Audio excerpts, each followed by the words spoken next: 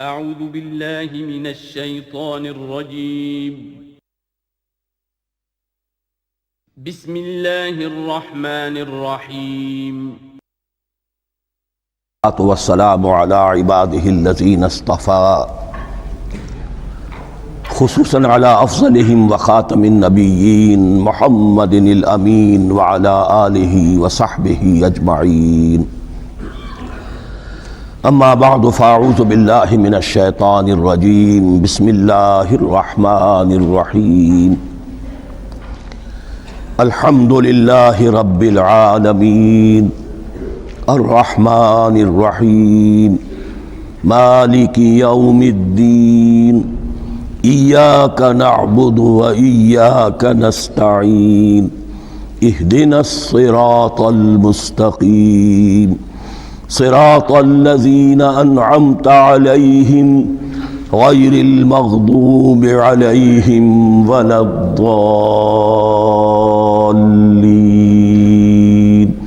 آمین رب اشرح لی صدری ویسر لی امری واحلل عقدۃ من لسانی یفقہوا قولی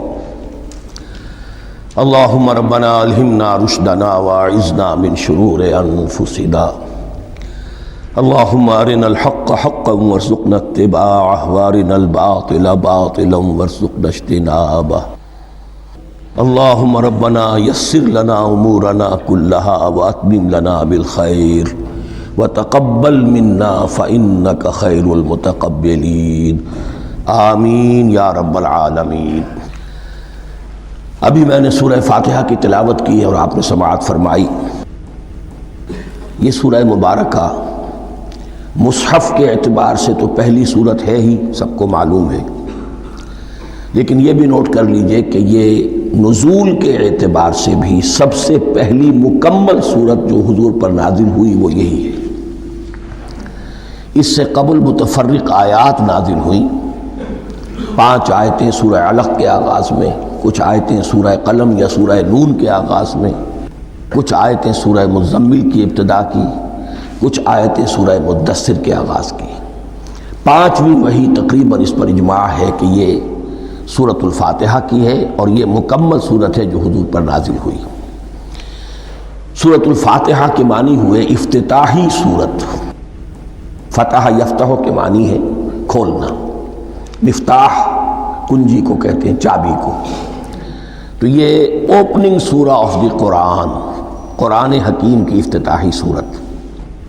ویسے جیسا کہ میں تعارف قرآن کے ضمن میں عرض کر چکا ہوں، عربوں کا یہ مزاج تھا کہ جس چیز سے انہیں خصوصی محبت ہوتی تھی اس کے بہت سے نام رکھتے تھے۔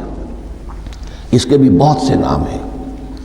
سورۃ الفاتحہ سب سے عام ہے، لیکن الکافیہ، الشافیہ، ام القرآن، اساس القرآن، کم سے کم یہ 4 نام تو میں سمجھتا ہوں کہ ہر مسلمان کو مزید معلوم ہونے چاہیے، اور بھی بہت سے نام۔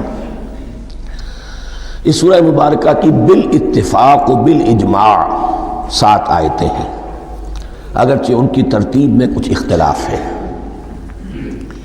ایک رائے یہ ہے، اور یہ رائے امام شافعی کی بھی ہے اور بصرہ کے جو قراء تھے ان کی بھی ہے، کہ آیت بسم اللہ بھی سورہ فاتحہ میں شامل ہے، اس کا جز ہے۔ وہ اس کو شامل کر کے پھر 7 آیتیں بناتے ہیں، تو آخری جنہیں ہم 2 آیتیں سمجھتے ہیں، صراط الذین انعمت علیہم غیر المغضوب علیہم ولا الضالین، وہ ان کے نزدیک 1 آیت ہے۔ تو گویا کہ نتیجہ یہ نکلا کہ آیتوں کی تعداد 7 ہی رہتی ہے۔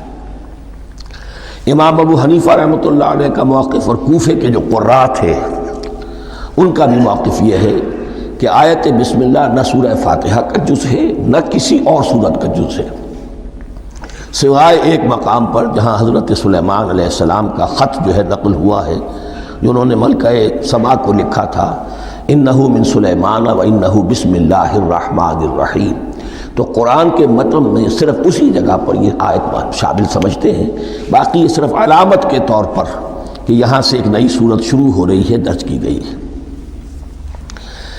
اس سورہ مبارکہ کو الصلاح قرار دیا گیا ایک حدیث میں، اس کا جو اسلوب ہے وہ دعا کا ہے۔ اور دعا کے ساتھ اس کی جو مناسبت ہے، اور پھر اسی کی وجہ سے ہماری نماز کا یہ جزو لا ینفک بنا دیا گیا۔ بلکہ ایک حدیث جو میں آپ کو سناؤں گا اس میں اسی کو نماز قرار دیا گیا، الصلاۃ یہی ہے۔ ویسے وہ حدیث مبارک موجود ہے، من لم یقرأ بفاتحۃ الکتاب لا صلاۃ لمن لم یقرأ بفاتحۃ الکتاب، جو شخص سورہ فاتحہ کی تلاوت نہیں کرتا اس کی کوئی نماز نہیں۔ اس کے حوالے سے بھی ہمارے ہاں دو مسلک ہیں، ذکر صرف اس لیے کر رہا ہوں کہ آپ کے علم میں ہو، ان میں کوئی بنیادی فرق نہیں ہے۔ کسی بھی ایک رائے کا انسان قائل اور حامل ہو سکتا ہے بغیر اس کے کہ دوسرے کو بالکل غلط قرار دے، بلکہ یہ کہ اس کے لیے بھی گنجائش اپنے ذہن میں اور اپنے دل میں رکھے۔ اور دوسری آیت یہ ہے کہ اس کا حصہ نہیں ہے۔ اسی اعتبار سے یہ کہ یہ سورہ مبارکہ نماز میں پڑھی جانی ضروری ہے، لا صلاۃ لمن لم یقرأ بفاتحۃ الکتاب۔ البتہ یہ اختلاف ہے، یہ بات جو میں ذکر کر رہا تھا جو ذہن سے نکل گئی، کہ آیا مقتدی جو ہے امام کے پیچھے کھڑا ہو کر جب نماز پڑھ رہا ہو تو کیا اس صورت میں بھی اس کے لیے لازم ہے کہ سورہ فاتحہ پڑھیں؟ اس میں دو رائے ہو گئی، بلکہ تین۔ ایک رائے انتہائی ہے اور وہ فقہ حنفی کی طرف منسوب ہے کہ اگر آپ امام کے پیچھے مقتدی کی حیثیت سے نماز پڑھ رہے ہیں تو کسی بھی رکعت میں آپ سورہ فاتحہ نہیں پڑھیں گے۔ ایک دوسری بالکل برعکس رائے ہے، وہ امام شافعی رحمۃ اللہ علیہ کی ہے کہ ہر حالت میں، چاہے امام جہری رکعت پڑھا رہا ہو جس میں وہ بلند آواز سے سورہ فاتحہ پڑھ رہا ہو، اور چاہے وہ سری رکعت ہو، ہر حالت میں مقتدی کو بھی پڑھنی ہے۔ ایک تیسری رائے بین بین ہے، وہ امام مالک کی ہے رحمۃ اللہ علیہ، کہ جو سری رکعت ہے جس میں کہ امام بھی خاموشی سے پڑھ رہا ہے، مقتدیوں کو بھی پڑھنی چاہیے۔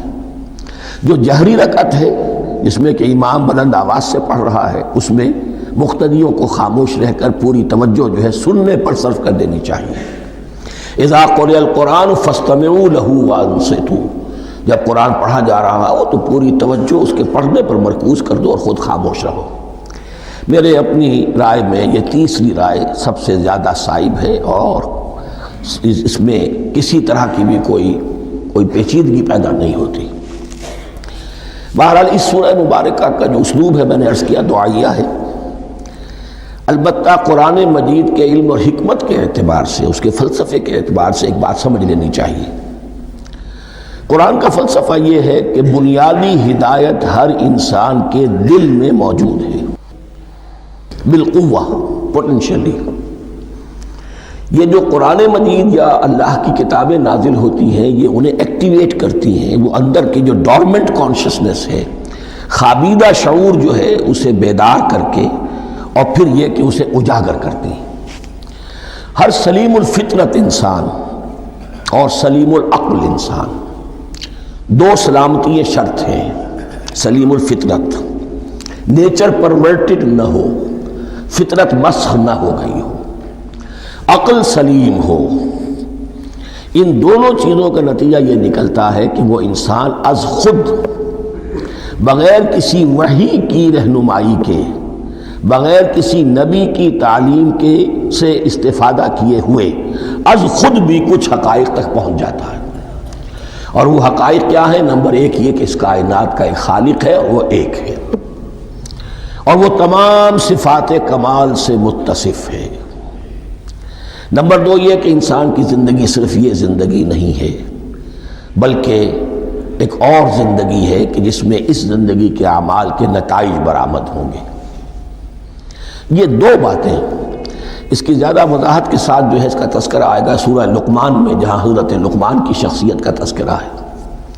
لیکن یہاں صرف یہ بات سمجھ لیجئے کہ قرآن کا فلسفہ یہ ہے کہ ہر انسان میں، ہر فرد نوع بشر میں جو اپنی ولادت کے وقت مسلم ہوتا ہے، حضور کی حدیث ہے کل مولود یولد علی الفطرہ ابواہ یحودانہ او ینصرانہ او یمجسانہ، ہر بچہ نوع انسانی کا فطرت اسلام پر پیدا ہوتا ہے، وہ فطرت کے اندر وہ ہدایت ودیت ہے۔ اب اگر وہ فطرت بس نہیں ہوئی اور عقل جو ہے وہ صحیح رخ پر کام کر رہی ہے تو ان دو حقائق تک وہ انسان خود پہنچ جائے گا۔ لیکن ان دونوں حقائق تک پہنچنے کے بعد اب وہ دست بستہ دعا کرے گا کہ اے رب اب مزید ہدایت تو مجھے عطا فرما۔ ایک تو یہ کہ میں کیا کروں کیا نہ کروں، میری عقل اس میں ٹھوکر کھا سکتی ہے، میں کسی اچھی چیز کو بری سمجھ سکتا ہوں، کسی بری کو اچھی سمجھ سکتا ہوں، تو مجھے صحیح راستہ، صحیح راہ ہدایت پر چلا۔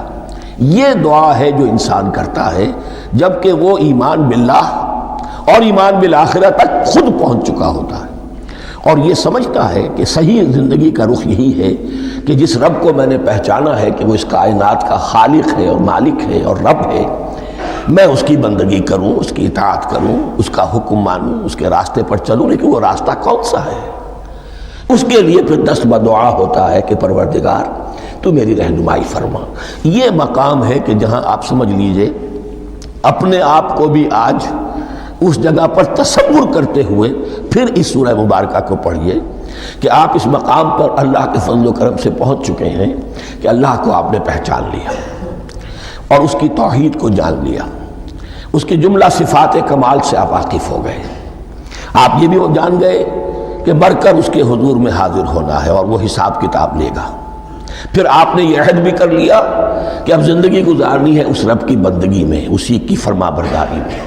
اب یہاں کھڑے ہو کر آپ پوچھتے ہیں کہ اللہ مجھے وہ تفصیلی ہدایت عطا فرما، ایسا نہ ہو کہ کبھی میں کسی راستے پر چلتا ہوا کسی پگڈنڈی پر مڑ جاؤں اور وہ تھوڑی سی جو ڈیوییشن ہو میرے راستے کی وہ میری عاقبت کو برباد کر دے۔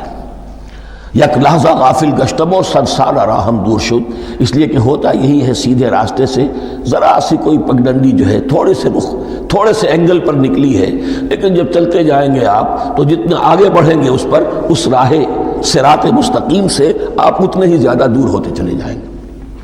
یہ ہے قرآن مجید کی حکمت اور فلسفے کے اعتبار سے اس سورہ مبارکہ کا مقام۔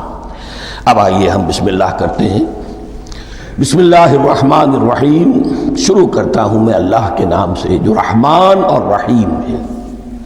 اس پر کچھ گفتگو ہو چکی ہے تعارف قرآن کے ضمن میں کہ رحمان اور رحیم دو نام ہیں کہ جو رحمت کے مادے سے نکلتے ہیں۔ رحمان میں اللہ تعالیٰ کی رحمت کا جوش ہے، جانی کیفیت، طوفانی کیفیت، اور رحیم میں اللہ تعالیٰ کی رحمت کا دوام اور تسلسل۔ یہ دونوں کیفیات اللہ کی رحمت میں بیک وقت موجود ہیں، جس کا ہم تصور نہیں کر سکتے۔ ہم سمندر کو دیکھتے ہیں، متلاطم سمندر ہے، اس میں ہیجان ہے، طوفان ہے۔ دریا کو دیکھتے ہیں کہ وہ سکون کے ساتھ چل رہا ہے، خاموشی سے چل رہا ہے، بہہ رہا ہے، بس تسلسل کے ساتھ بہہ رہا ہے۔ ہم ان دونوں کیفیات کو علیحدہ علیحدہ دیکھتے ہیں تو ہمارا ذہن ان دونوں کو بیک وقت اس کا تصور نہیں کر سکتا، تخیل ممکن نہیں۔ لیکن اللہ کی رحمت کی یہ دونوں شانیں مستقلاً ہر وقت موجود ہیں بیک وقت، اسی لیے ان دونوں کے درمیان کہیں حرف عطف نہیں آئے گا۔ بسم اللہ الرحمن الرحیم، الحمدللہ رب العالمین۔ کل حمد، اور حمد کو ذہن میں رکھ لیجئے، حمد مساوی ہے تعریف جمع شکر۔ عام طور پر ترجموں میں ایک لفظ لایا جاتا ہے، کل تعریف اللہ کے لیے، یہ کافی نہیں ہے۔ تعریف آپ کسی شے کی کر سکتے ہیں جس میں کوئی حسن ہے، خوبی ہے، کسی بھی اعتبار سے، خواہ آپ کو اس کے حسن و خوبی سے کوئی فائدہ حاصل نہیں ہو رہا۔ ایک پھول ہے، بہت خوبصورت ہے، بس ٹھیک ہے، خوبصورت ہے، آپ نے کہا، تعریف کر دی۔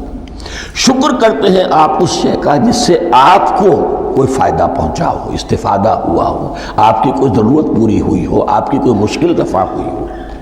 اور آپ دیکھیں گے کہ حمد میں یہ شکر کا پہلو غالب ہے۔ جتنی بھی دعائیں ہیں حضور سے منقول، شکر کے مقام پر وہاں حمد آتا ہے۔ بھوک لگی ہوئی تھی، کھانا کھایا، الحمدللہ الذی اطعمنی وسقانی۔ اب یہاں دیکھیے ترجمہ تعریف نہیں، شکر ہے اس اللہ کا جس نے مجھے کھلایا اور پلایا۔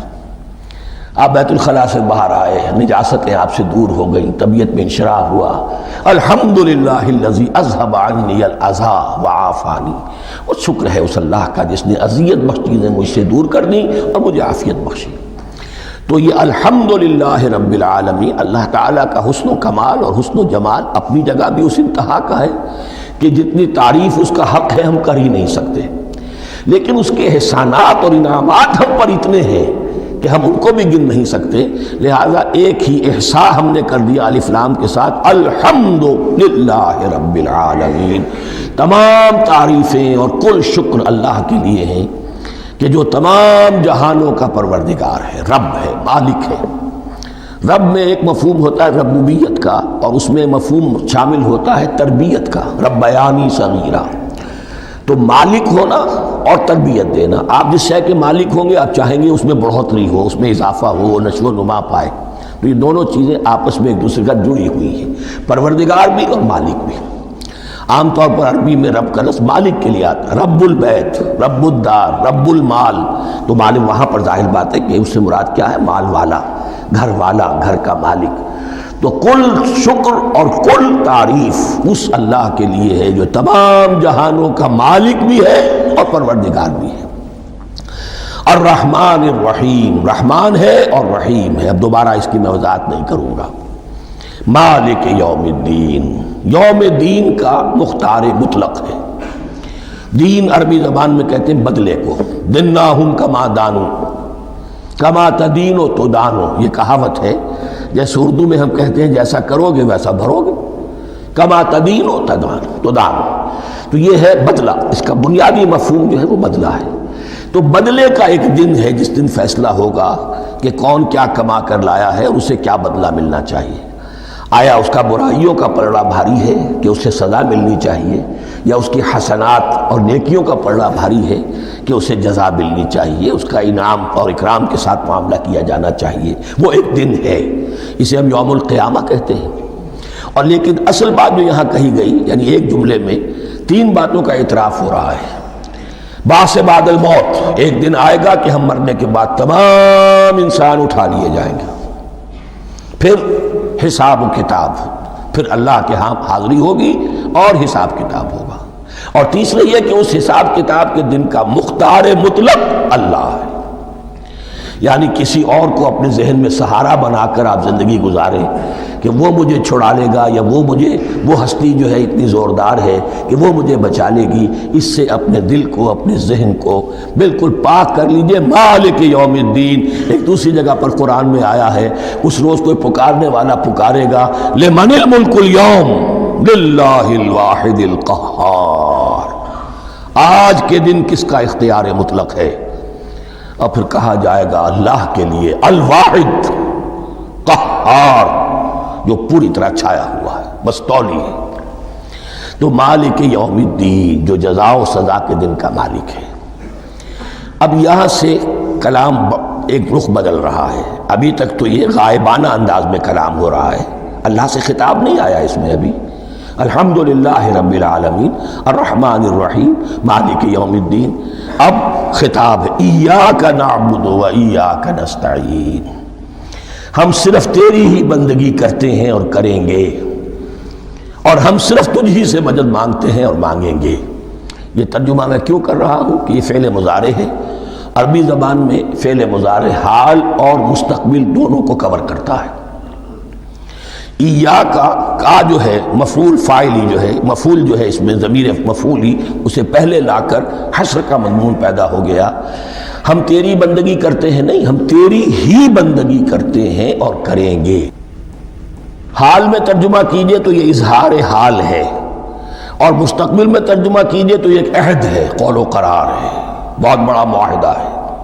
وَإِيَّاكَ نَسْتَعِينُ، اور صرف تجھ ہی سے مدد مانگتے ہیں اور مانگیں گے۔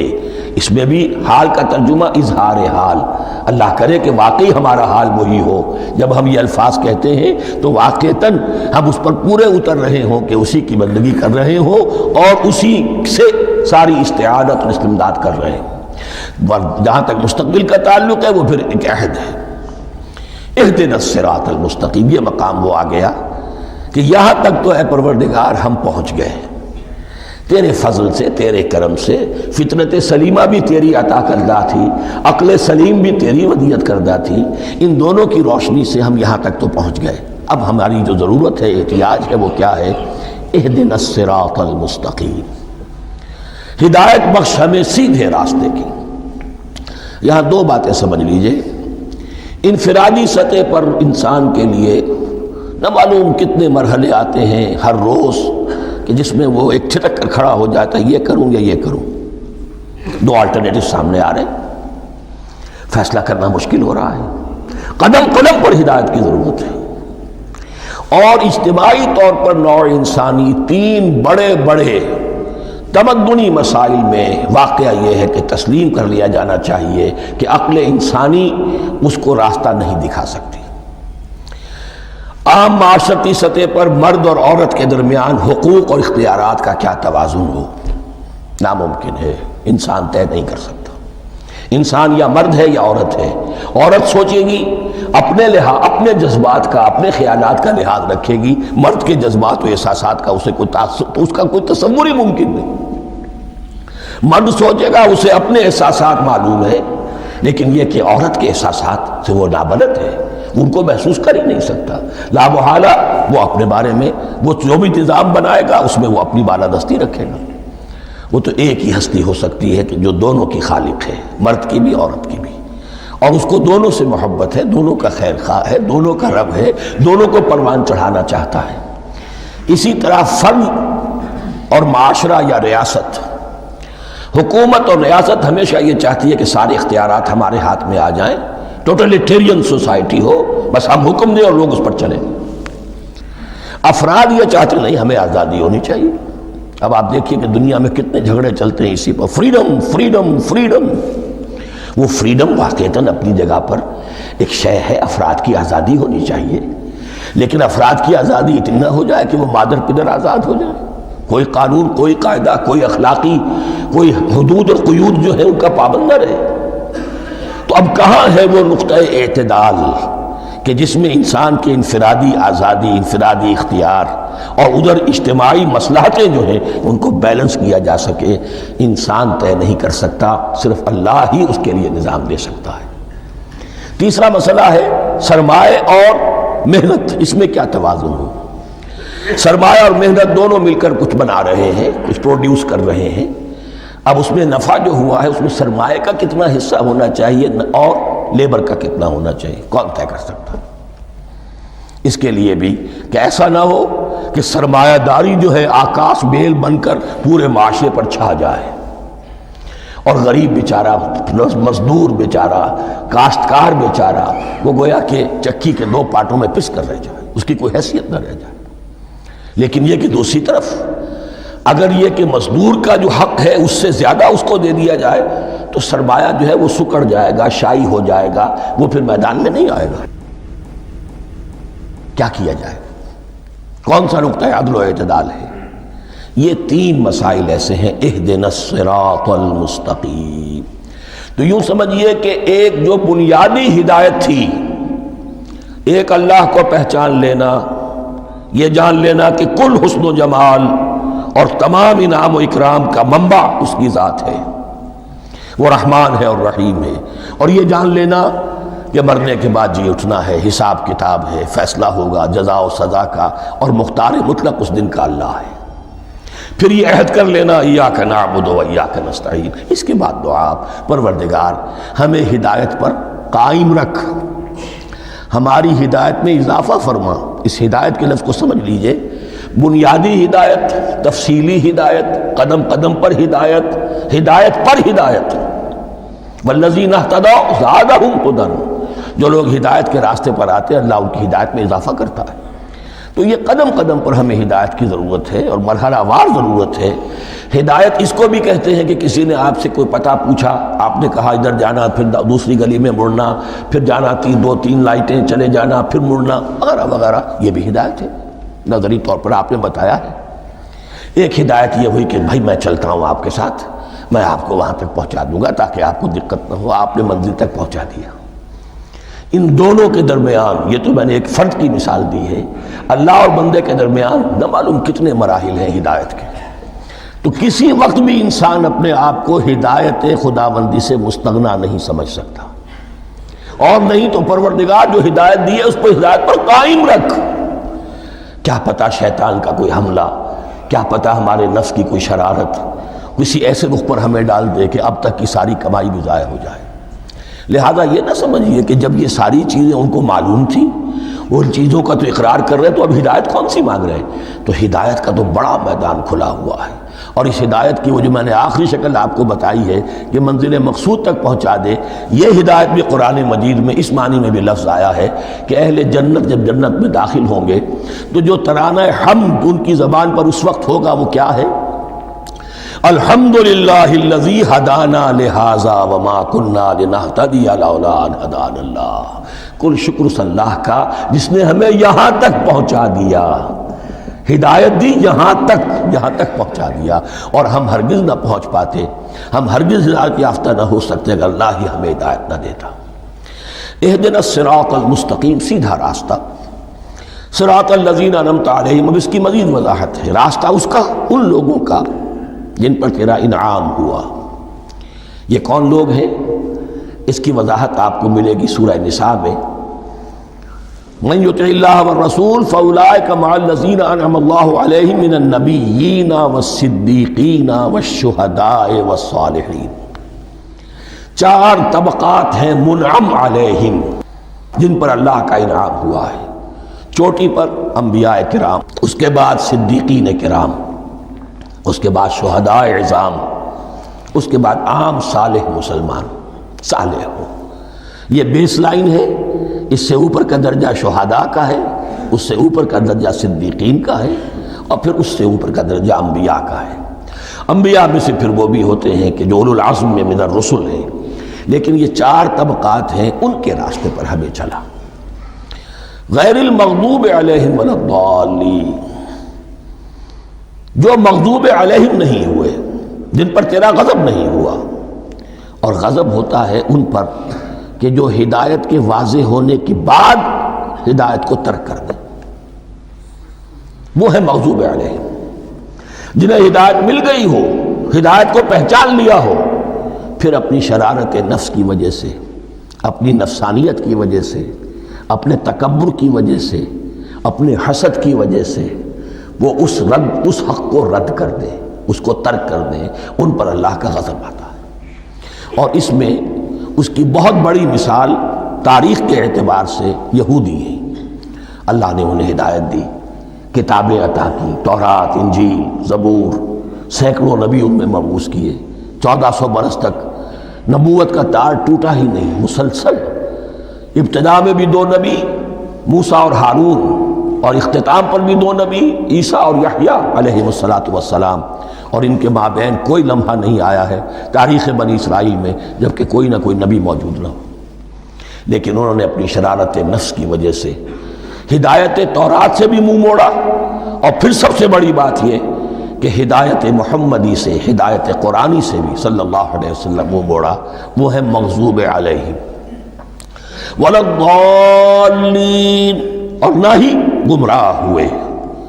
یہ لفظ جو آتا ہے عربی زبان میں، گمراہ کا بھی ہے اور تلاش حق میں بھٹکنے والے کا بھی ہے۔ ایک وہ شخص ہے جس پر حق ابھی واضح نہیں ہوا، وہ تلاش میں ہے، اس کے لیے بھی ضال کا لفظ آئے گا۔ اسی طرح کوئی شخص کسی کے عشق اور محبت میں ایسا ہو جائے، دیوانہ ہو جائے، اس کو بھی ضال کہتے ہیں، یعنی اس کے اوپر جذبات کا اتنا غلبہ ہو گیا ہے کسی کی محبت اور عشق کی بنا پر۔ تو حضور کے لیے یہ لفظ آیا ہے وَوَجَدَكَ ضَالًّا فَهَدَىٰ، اور یہ تو سورۃ الضحیٰ ہے، اکثر بیشتر لوگوں کو یاد ہوگی۔ تو یہ جو ضال کا لفظ ہے، اس میں سمجھ لیجئے ضروری نہیں ہے کہ وہ گمراہ ہو، بلکہ وہ بھی کہ جو ابھی راہ ہدایت کی طلب میں، اس کے حصول کے لیے اس کی تلاش میں کوشاں ہیں، اور وہ بھی کہ جو کسی مغالطے کی وجہ سے حق سے منحرف ہو جائے۔ یہ بھی جان لیجئے کہ ایک ہے بدنیتی، تکبر، حسد، حق کو جان کر پہچان کر رد کر دینا یا چھوڑ دینا یا ترک کر دینا۔ ایک ہے کسی غلطی میں، کسی جذبات کے اندر آ کر، کسی غلو کے اندر مبتلا ہو کر اور حق سے منحرف ہو جانا۔ اس کی جو سب سے بڑی مثال ہے وہ نصارہ ہے، عیسائی ہے۔ حضرت مسیح کو انہوں نے مانا لیکن غلو کیا، یہ لفظ آئے گا آگے، لا تغلو فی دینکم، اپنے دین میں غلو نہ کرو۔ جیسے ہمارے ہاں بھی بعض لوگ ہیں جو حضور صلی اللہ علیہ وسلم کی تعریف میں، حضور صلی اللہ علیہ وسلم کے ساتھ اپنی محبت کے اظہار میں غلو کر جاتے ہیں۔ یہ انتہا درجے کو ہو گیا تھا حضرت مسیح علیہ السلام کے ماننے والوں میں، اور اس کی بنا پر انہوں نے تثلیث کا عقیدہ ایجاد کر لیا اور حضرت مسیح علیہ السلام کو اللہ کا بیٹا بنا دیا۔ تو اس کی سب سے بڑی مثال ضالین کی اس اعتبار سے کہ ہدایت پانے کے بعد کسی بدنیتی سے نہیں بلکہ کسی اچھے جذبے میں غلو کی وجہ سے رسول سے محبت کرنا تو اچھا جذبہ ہے، لیکن یہ محبت بھی ایک حد میں رہنی چاہیے۔ غلو کرے گی تو ظاہر بات ہے کہ اس کے بعد وہ گمراہی کی طرف لے جائے گی۔ تو یہ ہے اس سورہ مبارکہ کا ترجمہ، اور اس کے بعد آخر میں آمین کہنا یہ مسنون بھی ہے، کہنا چاہیے۔ البتہ اختلاف یہاں بھی صرف اتنا ہے کہ نماز میں جب آپ امام کے ساتھ ہیں، وہ اگر جہری قرات کر رہا ہے تو آیا اس کے بعد آپ کو بھی بالجہر کہنا ہے آمین یا نہیں کہنا، یہ اختلاف ہے، ان میں کوئی فرق واقع نہیں ہوتا۔ یہ چیز متفق علیہ کہ کہنا ہے آمین، بلکہ یہ آمین تو یہودیوں میں ہے، یہ آمین جو ہے یہ عیسائیوں میں بھی ہے۔ ان کی بھی جو لارڈس پریئر ہے اس کے بعد آمین، وہ آمین کہتے ہیں، وہ فرق، وہ لفظ ایک ہی ہے، اس لیے کہ عبرانی زبان اور عربی زبان یا تو ہم یہ کہہ سکتے ہیں کہ دونوں بہنیں ہیں، کوئی ایک مشترک زبان تھی ان کی ماں جس کی یہ دو بیٹیاں ہیں، اور یا یہ کہنا پڑے گا کہ عربی زبان کی ماں جو ہے وہ عبرانی زبان ہے۔ بہرحال بڑا قریبی رشتہ عربی کا اور عبرانی کا ہے، اس اعتبار سے وہ آمین۔ اب آپ کو معلوم ہے ہم السلام علیکم وہ کہتے ہیں، وہ سلام کہتے ہیں، فرق کیا ہے؟ وہ تو تلفظ کا فرق ہے۔ اسی طریقے سے اور بہت سے الفاظ ہیں، میں بعد میں بتا۔ اب میں اس سورہ مبارکہ کے بارے میں خاص حدیث آپ کو سنانا چاہتا ہوں، اور اسی سے در حقیقت جو امام ابو حنیفہ کا موقف ہے رحمۃ اللہ علیہ، اس کی حقانیت مزید مبرہن ہو جائے گی۔ یعنی کیا کہ آیت بسم اللہ سورہ فاتحہ کا جز نہیں ہے، سورہ فاتحہ الحمدللہ رب العالمین سے شروع ہوتی ہے۔ وہ میں آپ کو بتانا بھول گیا کہ جن کے نزدیک یہ سورت کا جز ہے وہ پھر جہری قرات میں بسم اللہ الرحمن بھی بلند آواز سے کہیں گے، اور جن کے نزدیک یہ سورہ فاتحہ کا جز نہیں ہے وہ نہیں کہیں گے، وہ الحمدللہ رب العالمین سے قرات کریں گے۔ تو کوئی فرق نہیں ہے بنیادی۔ یہ حدیث جو ہے یہ مسلم شریف میں ہے اور حدیث قدسی ہے، اس کے راوی حضرت ابو ہریرہ ہیں رضی اللہ تعالی عنہ، اور اس حدیث نے اس سورت کے مضامین کا نہایت عمدہ تجزیہ کر دیا ہے۔ حدیث کے الفاظ سن لیجئے، قسمت الصلاۃ بینی و بین عبدی نصفین۔ اللہ تعالیٰ فرما رہے ہیں، حدیث قدسی ہے، میں نے نماز کو، صلاۃ کو اپنے اور اپنے بندے کے درمیان آدھا آدھا تقسیم کر لیا۔ فنصفها لی ونصفها لعبدی، اس کا نصف جو ہے وہ میرے لیے ہے اور نصف جو ہے وہ میرے بندے کے لیے ہے۔ ولعبدی ما سأل، اور جو میرے بندے نے مانگا میں اسے دوں گا، میرا وعدہ ہے یا میں نے اسے دیا۔ اس کے بعد اس کی تفصیل آتی ہے، اذا قال العبد، جب بندہ کہتا ہے الحمدللہ رب العالمین، قال اللہ حمدنی عبدی، جب بندہ کہتا ہے الحمدللہ رب العالمین، اللہ فرماتا ہے میرے بندے نے میری حمد کی۔ وَإِذَا قَالَ الرَّحْمَنِ الرَّحِيمِ قَالَ اللَّهُ اثْنَى عَلَيَّ عَبْدِي، جب بندہ کہتا ہے الرحمن الرحیم، اللہ فرماتا ہے میرے بندے نے میری ثنا کی۔ وَإِذَا قَالَ مَالِكِ يَوْمِ الدِّينِ قَالَ اللَّهُ تَعَالَى مَجَّدَنِي عَبْدِي، میرے بندے نے میری تمجید بیان کی، میری بزرگی بیان کی۔ اب یہ تین آیتیں ہو گئیں، تینوں میں اللہ کی حمد ہے، ثنا ہے، تمجید ہے۔ یہ تین آیتیں خالص اللہ کے لیے ہو گئیں۔ اب چوتھی آیت آئی، ایاک نعبد و ایاک نستعین۔ اس کے بارے میں جب بندہ کہتا ہے اذا قال العبد ایاک نعبد و ایاک نستعین، قال اللہ تعالی ھذا ما بینی و بین عبدی ولعبدی ما سأل، یہ میرے اور میرے بندے کے درمیان ہے۔ یہ تو یوں سمجھئے کہ یہ گرہ لگ گئی ہے میرے اور میرے بندے کے مابین، اس نے مجھ سے قول و قرار کیا ہے، اس نے میری بندگی کا اعتراف کیا ہے، اس نے تسلیم کیا ہے کہ میری ہی بندگی کرتا ہے اور کرے گا، اور مجھ سے مدد چاہیے ہے۔ ھذا ما بینی و بین عبدی، یہ معاہدہ ہے، معاہدہ دو فریقوں کے مابین ہوتا، یہ میرے اور میرے بندے کے مابین ہے۔ وَلِعَبْدِي مَا سَأَلَ، اور میں نے اپنے بندے کو دیا جو اس نے مانگا، وہ میری مدد چاہتا ہے، میری مدد اس کے شامل حال رہے گی۔ فَإِذَا قَالَ، اور جب بندہ کہتا ہے اهْدِنَا الصِّرَاطَ الْمُسْتَقِيمَ صِرَاطَ الَّذِينَ أَنْعَمْتَ عَلَيْهِمْ غَيْرِ الْمَغْضُوبِ عَلَيْهِمْ وَلَا الضَّالِّينَ، قال اللہ تعالی ھذا لعبدی ولعبدی ما سأل، یہ تین آیتیں یہ میرے بندے کے لیے، اہدنا الصراط المستقیم، اسی صراط مستقیم کی وضاحت ہے مثبت، صراط الذین انعمت علیہم، اسی صراط المستقیم کی وضاحت ہے منفی انداز میں، غیر المغضوب علیہم ولا الضالین۔ یہ سب میرے بندے کے لیے ہے اور میں نے اپنے بندے کو دیا جو اس نے مانگا۔ اس کو میں نے ایک مرتبہ یہ ترازو کی شکل میں اس کو لکھوایا تھا۔ دیکھیے یہ ایاک نعبد و ایاک نستعین، یہ ہے وہ ترازی کی وہ ڈنڈ، واو جو ہے ایاک نعبد و ایاک نستعین، واو جو ہے گویا کہ وہ مٹھ ہے جس سے کہ ترازو کو پکڑا جاتا ہے۔ ادھر ایک پلڑا ہے جس کی تین آیتیں ہیں، الحمدللہ رب العالمین الرحمن الرحیم مالک یوم الدین۔ اس کا نتیجہ کیا نکلا؟ ایاک نعبد۔ آپ نے شاید یہ سنا بھی ہو، ایک بہت ہی عمدہ قرات کا جو ریکارڈ ہے قاری عبدالباسط عبدالصمد کا، وہ یہیں سے چل کر سورہ فاتحہ کی قرات کر کے ایاک نعبد پر آ کر رکتا ہے۔ الحمدللہ رب العالمین الرحمن الرحیم مالک یوم الدین ایاک نعبد۔ گویا کہ یہاں یہ صورت بالکل ہاف ہو گئی ہے، تین آیتوں میں اللہ کی حمد ہے، ثنا ہے، تمجید ہے، جس کا نتیجہ ہم تیری ہی بندگی کرتے ہیں، تیری ہی اطاعت کریں گے۔ لیکن اب اس کے بعد سوال ایاک نستعین، اسی کی جو استعانت کیا درکار ہے ہمیں؟ ہدایت۔ ہدایت سب سے بڑی استعانت ہے، ہدایت ہی تو سب سے بڑی مدد ہے۔ اہدنا الصراط المستقیم صراط الذین انعمت علیہم غیر المغضوب علیہم ولا الضالین، یہ ایاک نستعین کے حق کے ساتھ یہ تین آیتیں آ گئیں، اہدنا الصراط المستقیم صراط الذین انعمت علیہم غیر المغضوب علیہم ولا الضالین، قسمت الصلاة بینی و بین عبدی نصفین فنصفها لی ونصفها لعبدی ولعبدی ما سأل۔ اللہ تعالیٰ اس سورہ فاتحہ کا جو اصل مفہوم ہے وہ بھی ہمارے ذہنوں پر، ہمارے شعور کی سطح پر اسے اجاگر کیے رکھے، ہمیں توفیق دے کہ جب بھی پڑھیں، جب بھی سنیں تو وہ کیفیت اگر ہو جائے۔ اس لیے کہ ایک حدیث ہے کہ الصلاۃ معراج المومنین، نماز تو اہل ایمان کے حق میں معراج کے درجے میں ہے۔ اس حوالے سے ہم یہ سمجھ سکتے ہیں کہ کوئی وقت ایسا آ سکتا ہے کہ انسان کو واقعتاً، روح انسانی واقعتاً اللہ کے یہ جواب سنیں۔ انہونی بات نہیں ہے یہ، ہوتا ہے خطاب آخر، اٹھتا ہے حجاب آخر، کرتے ہیں خطاب آخر، یہ تو ہوتا ہے۔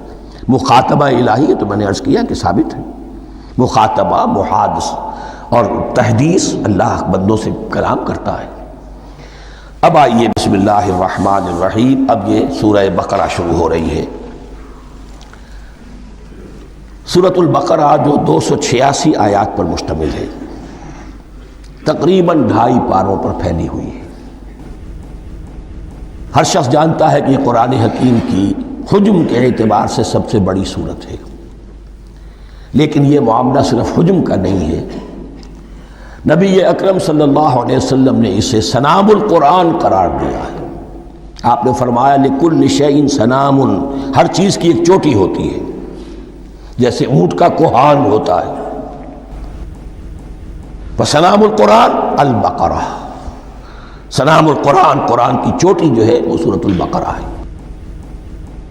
یہ نوٹ کر لیجئے جو میں نے کل آپ کو جو مختلف مکی اور مدنی صورتوں کے گروپوں کے بارے میں بتایا تھا کہ یہاں سے اب پہلی منزل بھی شروع ہو رہی ہے اور پہلا گروپ بھی شروع ہو رہا ہے، اور اس کے ساتھ جو اگلی صورت آئے گی وہ اس کا جوڑا ہے، سورہ آل عمران، جس کی سب سے نمایاں علامت یہ نوٹ کیجئے، یہ بھی الف لام میم سے شروع ہوئی، اگلی بھی الف لام میم سے شروع ہوگی۔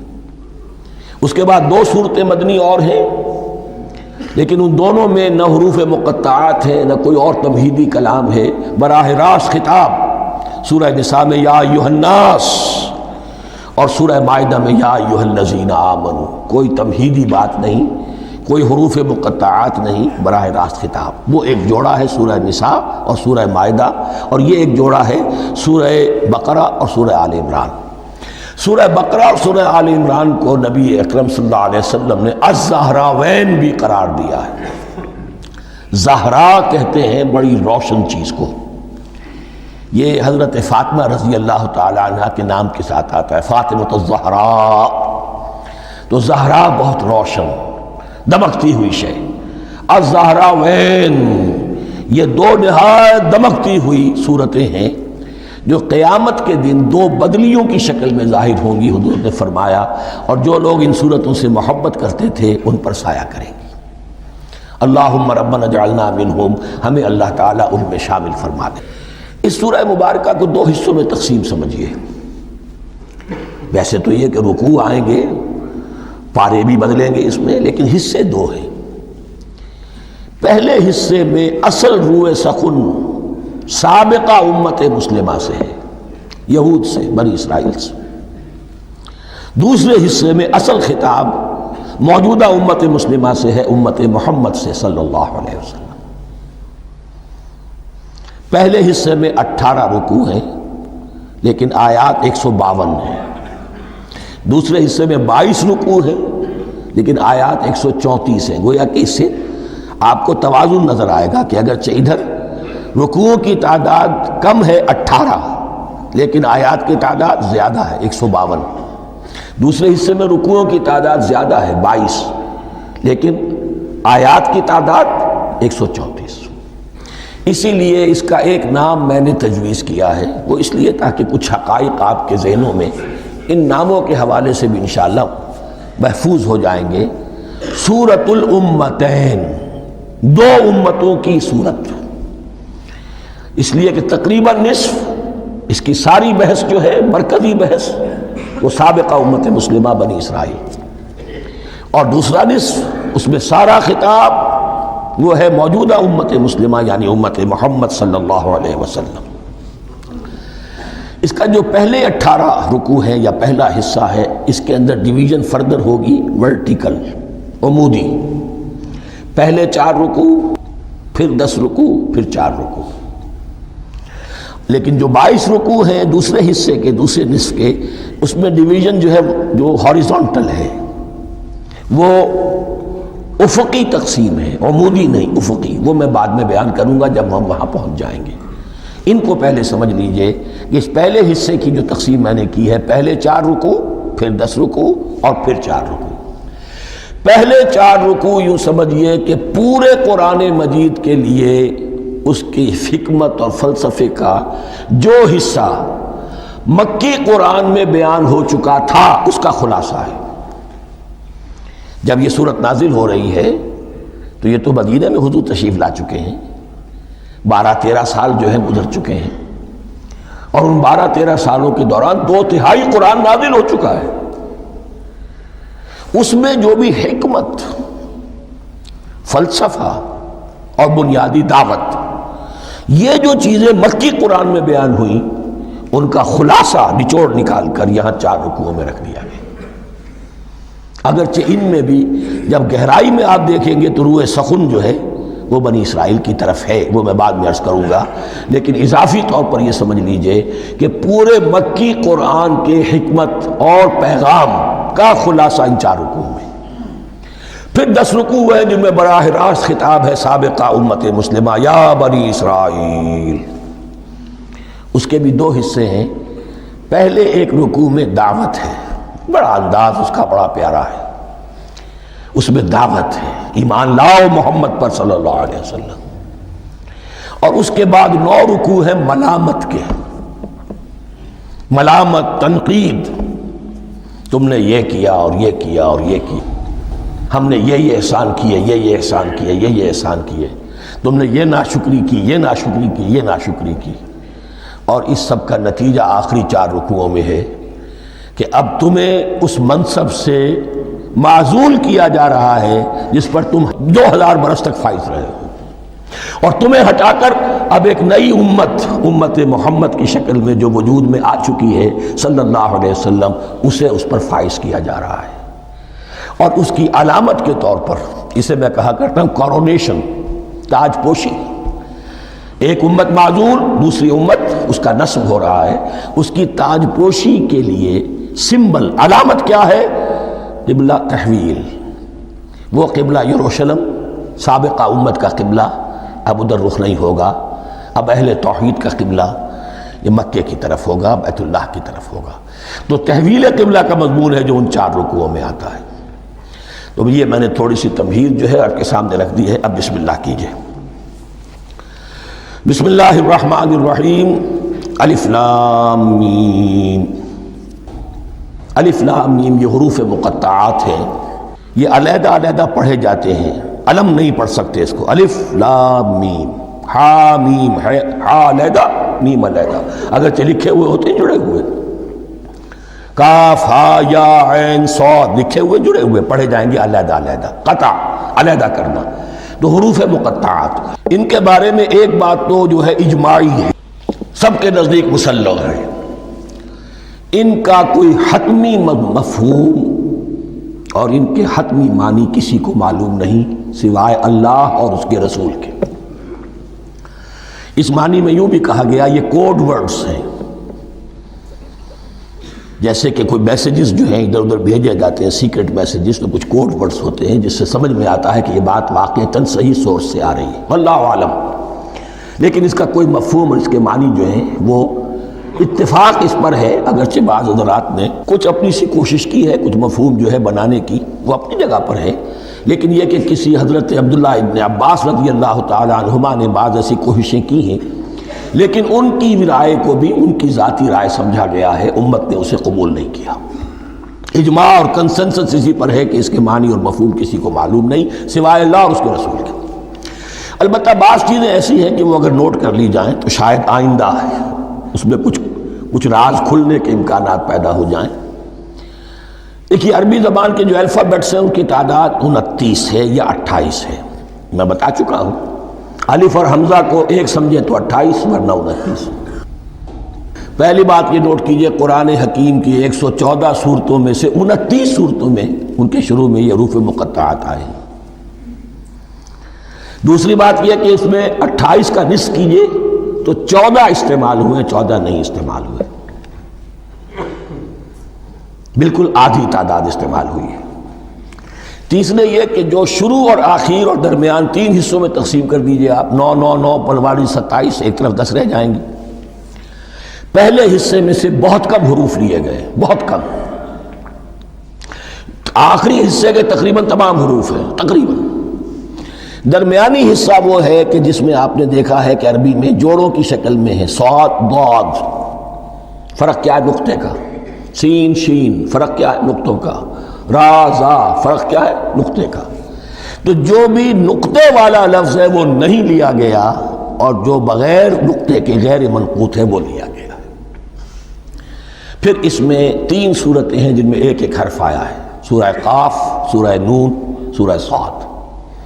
پھر صورتیں ہیں جن میں 2 2 آئی ہیں، جن میں 3 3 آئے ہیں، پھر 4 4 آئے ہیں، 2 ہی صورتیں ہیں جن میں 4 4 ہیں، اور 2 ہی صورتیں جن میں 5 5 ہیں۔ تو یہ ہے صرف یوں سمجھیے کہ اعداد و شمار۔ اس کے حوالے سے کچھ آدمی غور کرے تو شاید کوئی بات نکلے۔ باقی وہ مثال میں آپ کو بتا دیتا ہوں کہ حضرت عبداللہ ابن عباس نے ایک رائے ظاہر کی کہ الف لام میم در حقیقت ایک جملے کا خلاصہ ہے، انا اللہ اعلم۔ پہلا لفظ انا، اس کا الف لے لیا، درمیانی لفظ اللہ، اس کا درمیانی لام لے لیا، تیسرا لفظ اعلم، یہ آخری لفظ ہے، آخری حرف میم لے لیا، انا اللہ اعلم، میں اللہ جانتا ہوں، واللہ اعلم، واقعتاً اللہ ہی جانتا ہے۔ یہ حضرت عبداللہ ابن عباس کی رائے ہے، لیکن اگرچہ انہیں حبر الامت مانا گیا ہے، لیکن یہ کہ ان کی اس رائے کو بھی اکثر و بیشتر مفسرین نے قبول نہیں کیا۔ اب جو پہلے 2 رکوع ہیں اس سورہ بقرہ کے، ان کے بارے میں تعویل عام اور تعویل خاص کا ایک بڑا بنیادی فرق ہے جو نوٹ کر لینا چاہیے۔ جس وقت یہ صورت نازل ہو رہی ہے، میں عرض کر چکا ہوں کہ 12 سال ہو چکے تھے حضور کو اپنا فریضہ نبوت و رسالت ادا کرتے ہوئے۔ ایک جماعت اچھی بھلی تیار ہو چکی تھی جنہوں نے حضور کی دعوت پر لبیک کہا، ایمان لائے، اور آپ کی تعلیمات پر عمل کیا، وہ ایک گروہ موجود تھا۔ یہ ابو بکر ہے، یہ عمر ہے، یہ عثمان ہے، یہ طلحہ ہے، یہ زبیر ہے، یہ عبد الرحمن ابن عوف ہے، یہ مصعب بن عمیر ہے، دیکھ لو۔ اور ایک گروہ وہ تھا کہ جو حق کو جان کر پہچان کر محض اپنی ضد اور ہٹ درمی کی باعث وہ کفر پر اڑ گیا تھا۔ اور اب ایک تیسرا گروہ پیدا ہو رہا تھا مدینے میں آ کر، وہ ابھی ایمبریونک سٹیج میں ہے، کہ جو داعی ہے، مدعی ہے کہ ہم مانتے ہیں لیکن حقیقت میں نہیں مانتے۔ یہ تین قسم کے گروہ دنیا میں ہمیشہ پائے جائیں گے، ہمیشہ۔ اب اسے میں اس کو لا رہا ہوں تعویل عام کی طرف۔ جب بھی کبھی کوئی دعوت اٹھے گی انقلابی، ایک ہوتا ہے وعظ و نصیحت، ٹھیک ہے، جس نے بھی فائدہ اٹھایا اٹھا لیا۔